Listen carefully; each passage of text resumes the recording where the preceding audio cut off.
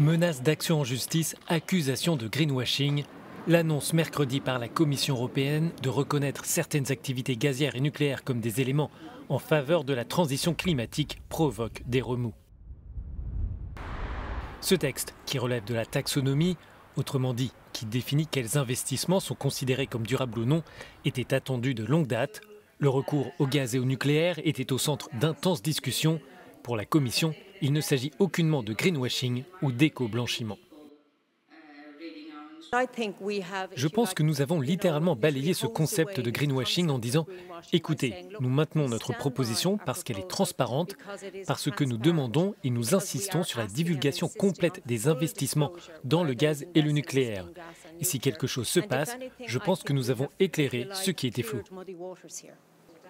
La commissaire européenne reconnaît que le nucléaire et le gaz sont des solutions imparfaites, mais elles demeurent nécessaires pour sortir du charbon et faciliter la transition vers des ressources renouvelables.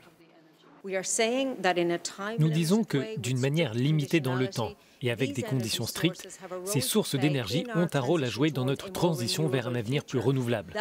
C'est l'espace spécifique pour cela.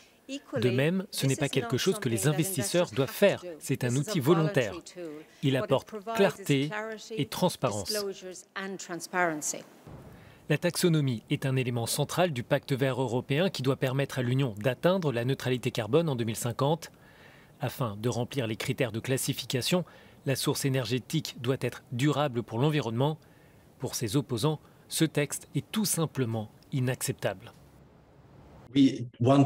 Nous voulons une taxonomie qui réponde à ce pourquoi elle est faite, c'est-à-dire drainer l'argent vers des solutions durables comme les renouvelables. Mais dire que le nucléaire et le gaz sont durables, ce n'est pas correct. Il faut appeler durable ce qui est durable et pas tout et n'importe quoi.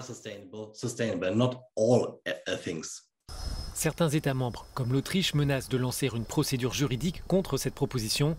Le texte peut encore être rejeté s'il rassemble contre lui une majorité au Parlement européen. Le Conseil, qui représente les pays membres, pourrait aussi s'y opposer, mais il faudrait pour cela réunir 20 capitales sur 27.